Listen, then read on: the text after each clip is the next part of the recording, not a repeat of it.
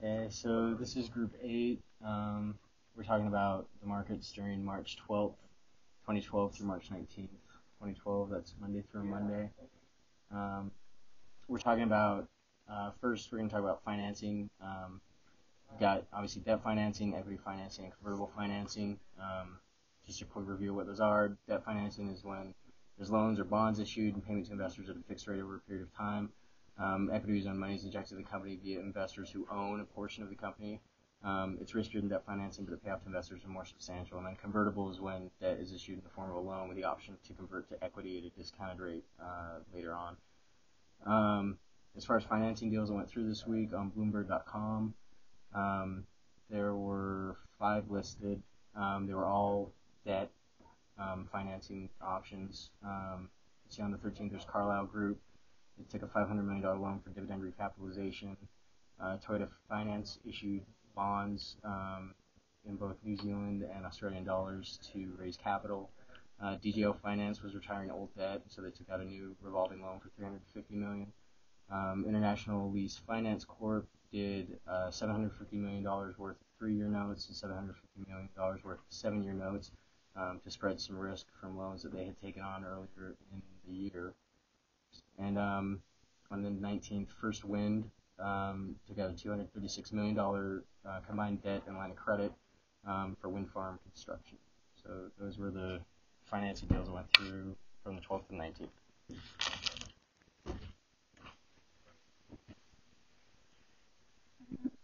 My part is the merger and acquisition highlighted deals. The top 2 deals is Exxon acquired Constellation Energy Group with almost $8,000 million, and Bell acquired Austromedia for more than $3,000 million American dollars, which is in Canada. The target business is television and radio broadcasting advertisement service. Those are rumors and opportunities. The first one is Cisco confirms intent to buy NDS, and the second one is Charterhouse may sell Wood Mackenzie. Those are rumors which may or may not happen in the next few months. Those are merger and acquisition weekly deals as summarized. There are 2 I want to mention. The first one is TNT Express was acquired by UPS with $6.7 billion in package and delivery industry. The second one is Zio Group acquired AboveNet with $2.2 million in internet service.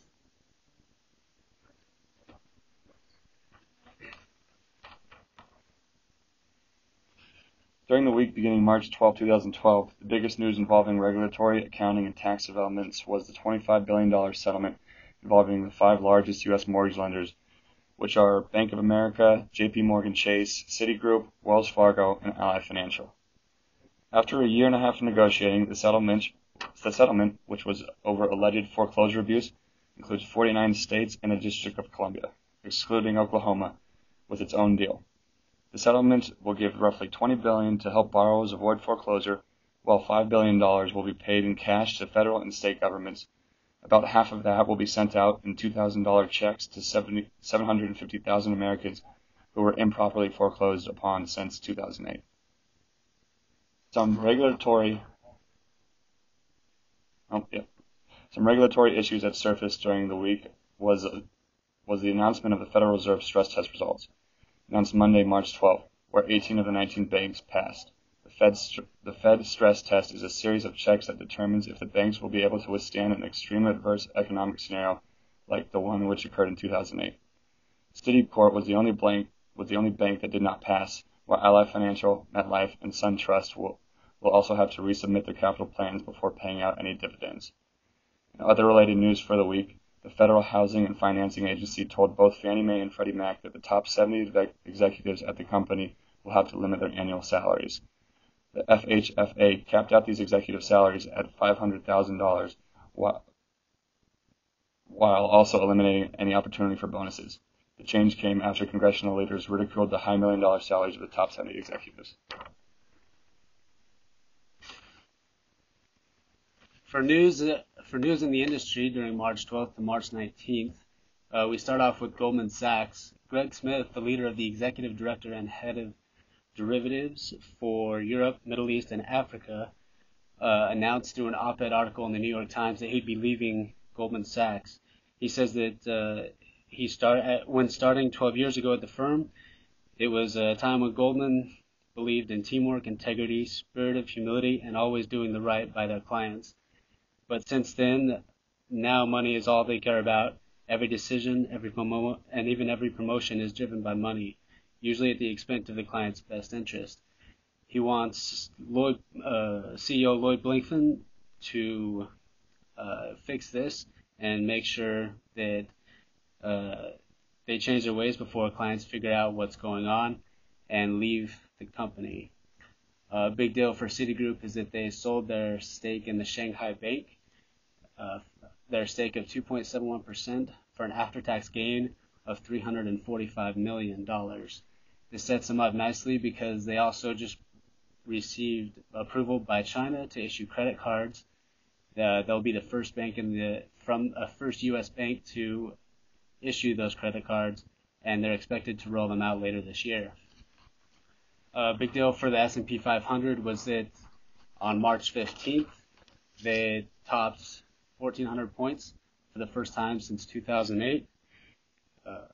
The springtime is seasonally a very bullish market, and over the past 5 years has received an average gain of 3% in March and 5% in April.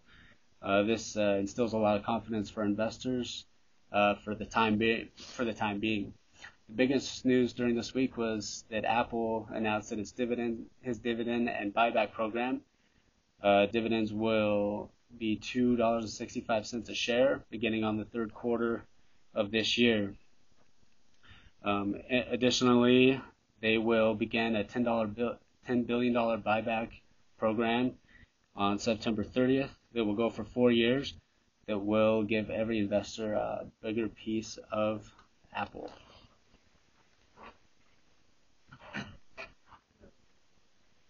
As far as new products and services in the industry, the Kuala Lumpur-based bank Rashid Hussain Bank has decided to extend its services and products in its Kuching branch, where it will also offer investment banking products as well as stock brokerage services. RHB has had a presence in the Kuching area since 2005, where it has primarily offered advisory services.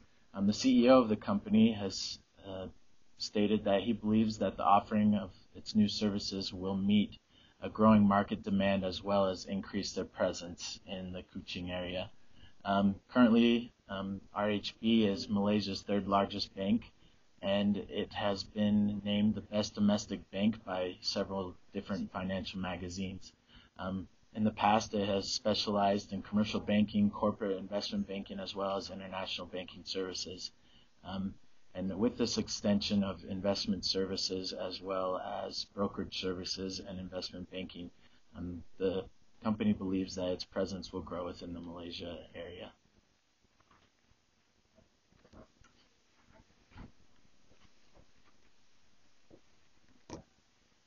During the week, former JP Morgan trader and Normandy Hill Capital partner, they established a New York-based hedge fund firm called Outlet Capital Management.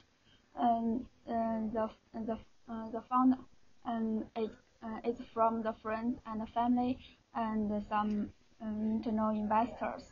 Prop traders spending hedge fund strategies out of the investment bank will continue in 2012, and over 57% of respondents named this group as the year's most likely source of new launches.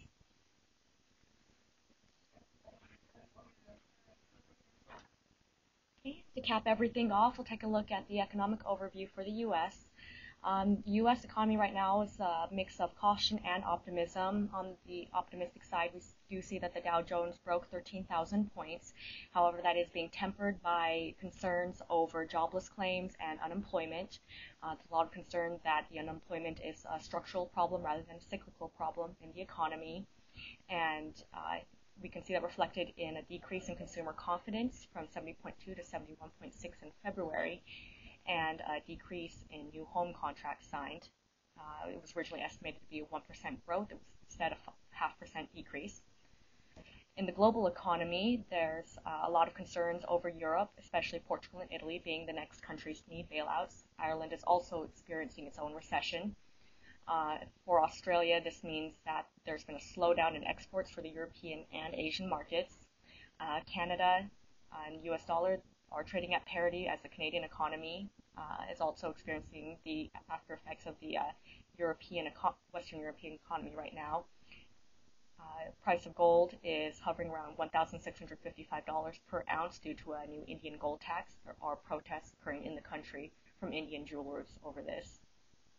Japanese yen has lost 8% against the dollar, with the Japanese trade deficit increasing, and the Chinese yuan is showing signs of appreciation as China's People's Bank of China is lowering reserve requirements and loosening its credit policy.